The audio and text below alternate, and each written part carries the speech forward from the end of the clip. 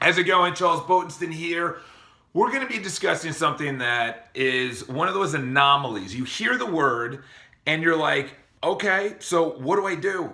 It's like, so it's self-aware. That's the word. Obviously, from reading the title, you know what I'm going to be talking about. But Gary Vaynerchuk, who I highly recommend you follow him on social mediums because he's just and especially now his content now is at a level of just extreme proportions of brilliance. It's incredible. You know, back in the day he's like, crush it, hard work, get to work on time and just do it, blah blah blah. But those are just like arbitrary things. Now he actually has content around what he says, and one of them is self-aware, being self-aware. But self-aware in of itself, he doesn't really explain it. He just says you have to be self-aware.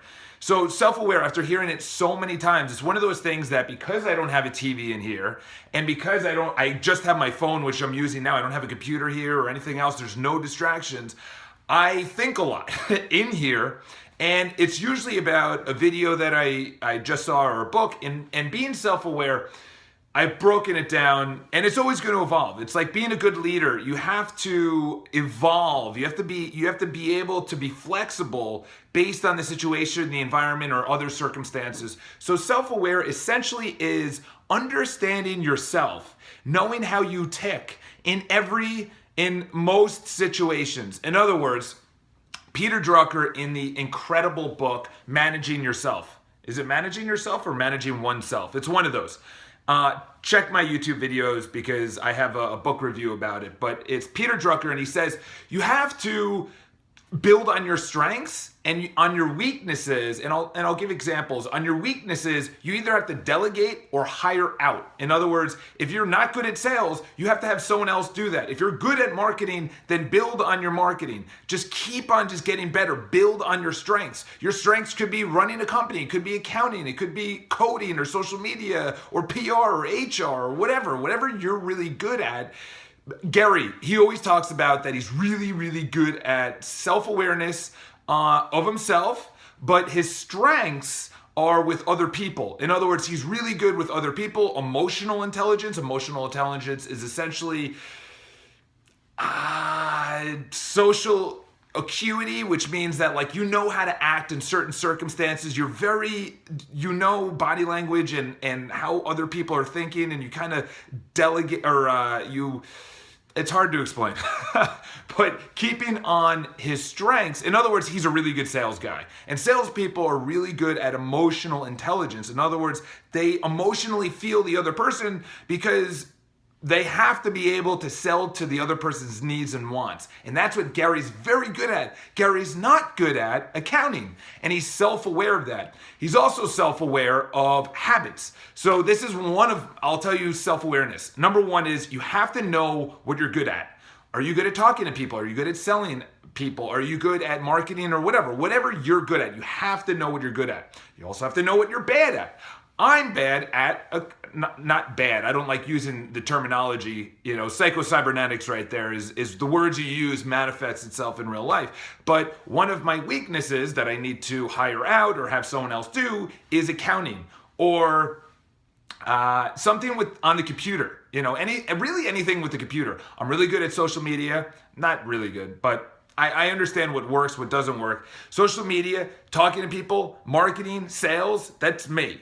And this is another thing is, do you get energy when you're by yourself? Or do you get energy from other people? Some people get their energy drained when they talk with other people.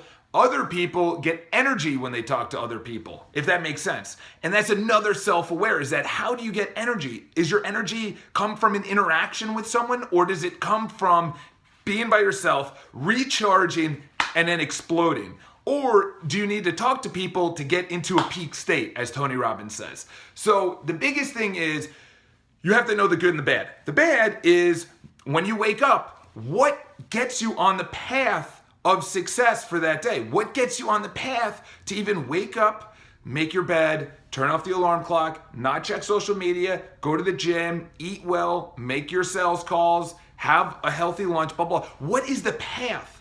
So I'll give you a real life example. For me is that if I stay in bed because my phone is next to me or my phone was my alarm, then I'm gonna look at my phone.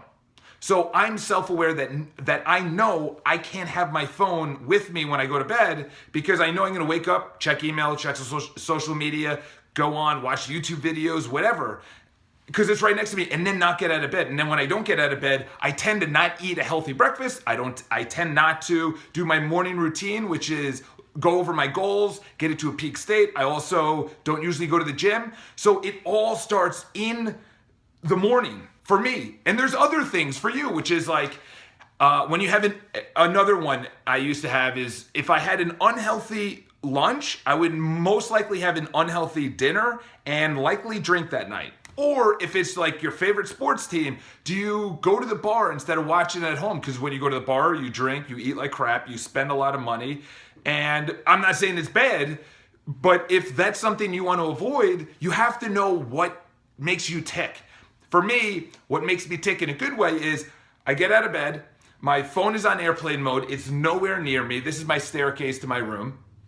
So I have to come down to get my phone. So my bed is up there. I make my bed. I turn off the alarm. I get my gym bag ready. I come downstairs. My phone is on airplane mode. I go over my goals. I get into a peak state, and then I go to the gym. That makes me.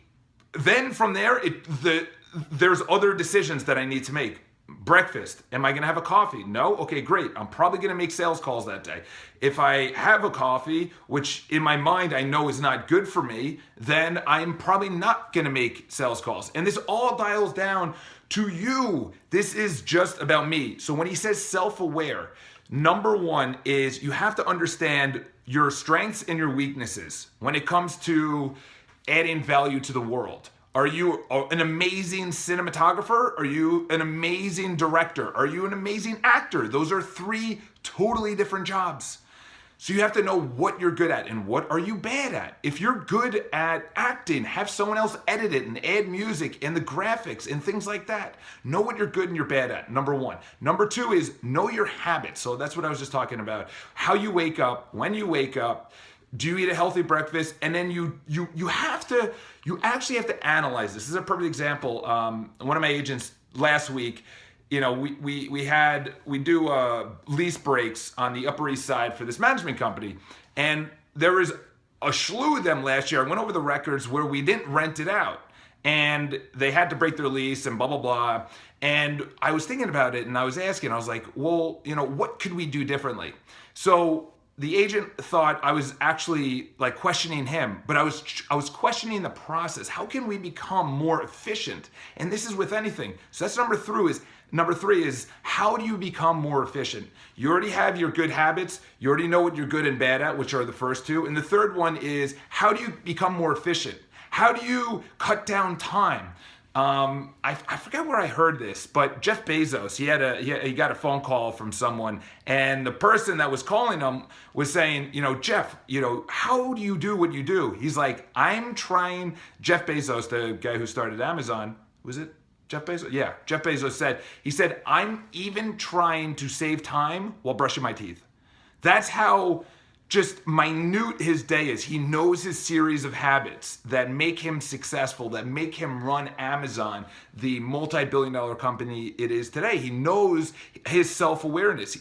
And this is the biggest thing. If you're not self-aware, if you don't know what you're good at, if you don't know how your habits work, in other words, your good and your bad habits, then you're never going to change and you're going to be the exact same person. You're going to be frustrated. However, you have to question yourself and say, what made me have this crappy dinner? What were the series of events that led up to it? And then on top of that, to save you time, to save you energy. Perfect example for me is that I know that instead of waiting on the salad line, I don't know why I put that in quotes, but instead of waiting on the salad line, I order the salad ahead of time and it's there waiting for me.